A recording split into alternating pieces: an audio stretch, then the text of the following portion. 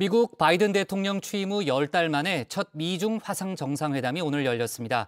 3시간 넘는 회담 동안 두 정상은 G2의 공존을 강조하면서도 갈등 현안에 대해선 팽팽한 신경전을 벌였죠. 또 도이치모터스 주가 조작 의혹 관련해 권오수 회장의 구속 여부가 오늘 밤 늦게 결정될 전망인데요. 이 소식까지 신체커가 정리해봤습니다. 네, JTBC의 가장 빠른 저녁 종합 뉴스, 다정회의 문을 여는 뉴스픽 5입니다. 자, 오늘 준비한 픽은요. 미중 가드레일 필요, 도이치 회장 구속기로, 서울중환자실 꽉 찼다, 털린 내정보 찾기, 문전박대 받기를 이렇게 꼽았습니다. 자, 첫 번째 픽입니다. 미국의 바이든 대통령과 중국 시진핑 국가주석이 드디어 첫 정상회담을 가졌습니다. 각각 안방인 미국과 중국에서 화상으로 마주했는데요. 바이든 대통령 취임 후 10개월 만입니다.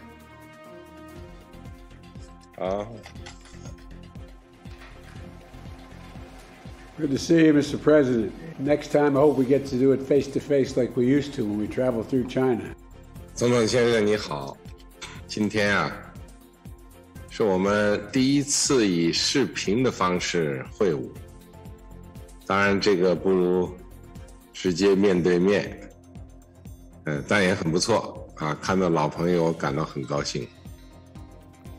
네, 눈치채셨는지 모르겠습니다. 바이든 대통령은 중국인들이 가장 좋아하는 색깔인 이 빨간색 넥타이를, 그리고 시진핑 주석은 미국의 민주당을 상징하는 파란색 넥타이를 맸죠.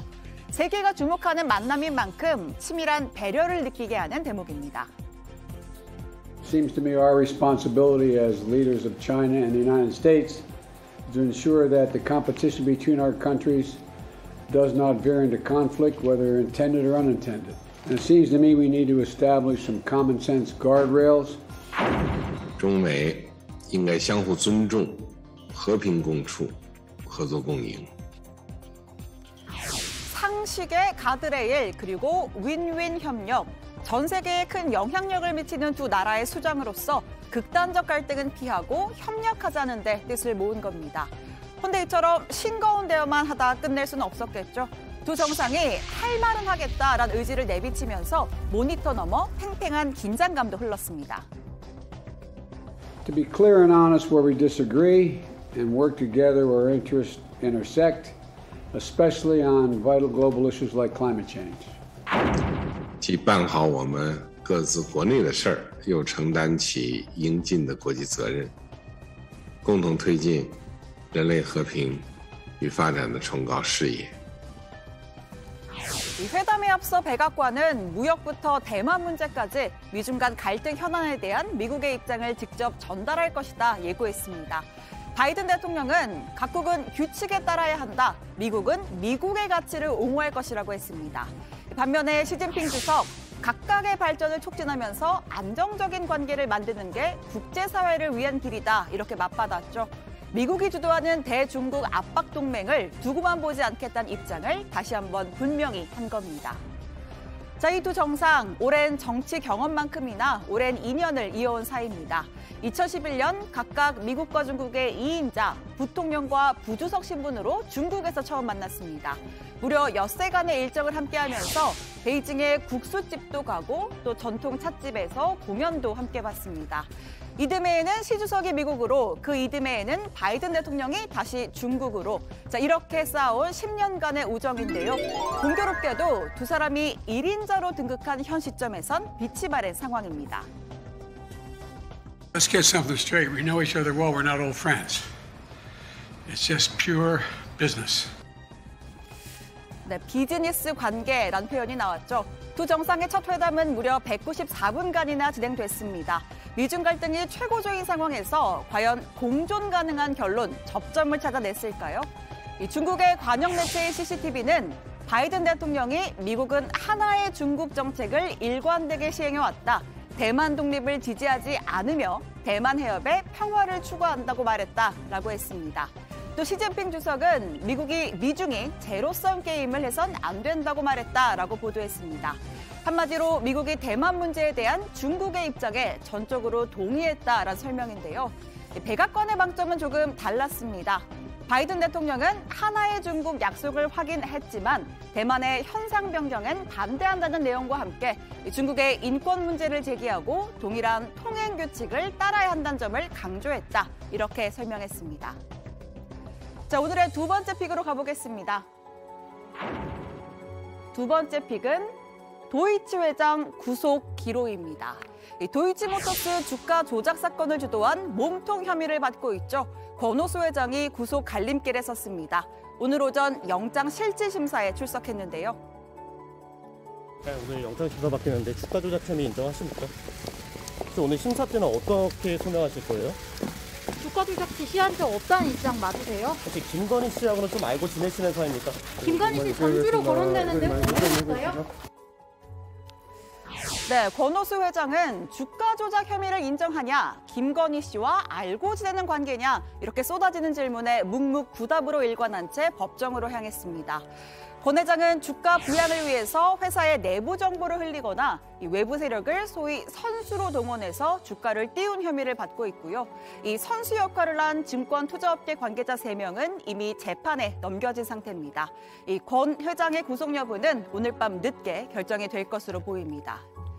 이 검찰은 국민의힘 윤석열 후보의 부인 김건희 씨가 도이치모터스 주가 조작 과정에 돈을 대는 이른바 전주 역할을 했다는 고발장을 접수해 수사 중인데요. 권 회장의 구속 여부에 따라 김건희 씨의 첫 소환 시점도 결정될 것으로 예상됩니다. 민주당은 김건희 씨는 단순 전주가 아니다, 주가 조작의 공범이다라는 주장을 펴고 있죠. 작업을 지휘한 사람이 바로 두창섬유 이모 전 대표이사라는 것입니다. 김건희 씨가 미리 장외 매수해놓은 도이치모터스 주식 24만 8천 주, 이것도 바로 두창섬유가 배정받아 보유한 주식 물량이었습니다. 자, 그러니까 김건희 씨에게 미리 주식을 양도한 사람이 주가 조작 의혹의 몸통이라면 김 씨도 처음부터 이를 알았거나 가담했을 정황이 크다는 주장입니다. 앞서 국민의힘 윤석열 후보는 전문가 출신이란 말에 주식을 맡겼다가 도리어 손해만 봤다. 이후에 이 씨와의 관계를 끊었다. 이렇게 설명했습니다. 2010년에 제가 결혼하기 전에 이 양반이 골드만삭스 출신이라고 해서 이 양반한테 좀 위탁 관리를 좀 맡기면은 좀 괜찮을 것이다. 한 4달 정도 맡겼는데 손실이 났고요. 그 도이치모터스만 한 것이 아니고 한 10여 가지의 주식을 전부 했는데 손실을 봐서 저희 집사람은 거기서 안 되겠다 해서 돈을 빼고 그 사람하고는 절연을 했습니다. 네, 검찰의 대장동 의혹 수사도 짧게 짚어보겠습니다. 의혹의 핵심 인물 화천대유의 대주주 김만배 씨 조사가 영 수월치 않은 상황입니다.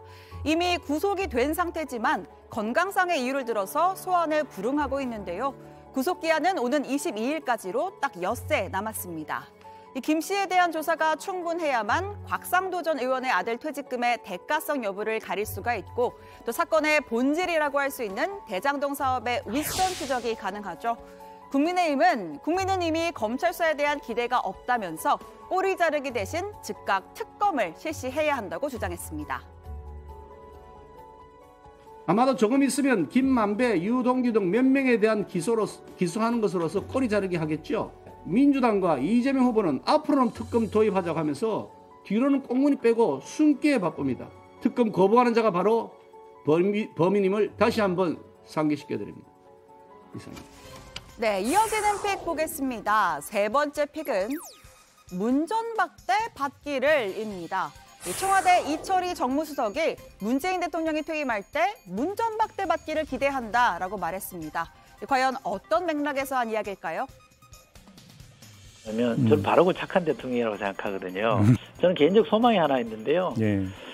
그 소망을 문전박대라고 표현합니다. 대통령이 퇴임하기 위해서 문 앞에 섰을 때 박수 받으면서 떠나는 대통령이 되면 좋겠다라는 그게 줄여서 문전박대입니까? 네. 네, 문전박대 박대가 모질게 군다는 그 박대가 아니라 박수 받으며 떠나는 대통령이란 의미였습니다. 이철희 수석은 임기 말 상대적으로 높은 지지율이 문재인 효과 때문이다라고도 했죠. 최근 문 대통령 딸 다혜 씨가 청와대 관저에서 거주하는 것을 두고 야권에서는 아빠 찬스란 비판이 나왔습니다. 본인 집은 팔아 시세 차익을 얻고 국민의 세금으로 운영하는 관저에 살고 있다는 지적입니다. 자, 이철희 수석 이에 대한 청와대의 입장도 밝혔습니다. 대통령이 평상심을 가지고 조금 더 밝고 유쾌한 분위기에서 일할 수 있게 하는 조건이라 그러면 전 충분히 양해할 수 있는 사안이고 위법한 거라든지 이게 뭔가 불편함을 끼치는 게 아니라고 하면 보호해 주는 게 저는 맞다고 생각하는데 과도하게 개입하고 있다고 생각합니다. 네, 네 번째 픽으로 가봅니다. 서울 중환자실 꽉 찼다입니다. 위드 코로나 시행 2주 만에 수도권 중환자 병상 가동률이 정부의 비상계획 기준을 넘어섰습니다. 서울은 78.6%, 수도권은 76.1%, 모두 정부 기준인 75%를 뛰어넘었는데요. 위중증 환자 숫자로만 봐도 정부가 마지노선으로 제시한 500명에 딱 5명 밑까지 찼습니다. 수도권 중환자를 가급적 충청 이남 지역으로 이송하는 분산 작업을 펴고 있는데 이미 병상 대란이 현실화됐다는 평가입니다. 신규 확진자 수는 2,125명으로 일주일째 2,000명대를 기록했습니다. 환자 수가 증가함에 따라서 이 비중이 높아지는 것은 어떻게 보면 이제 자연스러운 일 또는 이제 명확한 일인 것 같습니다. 또 500명보다 환자가 발생할 가능성도 있다고 보고 아니면 다른 방역 자원을 확보하는 노력들을 하고 있습니다.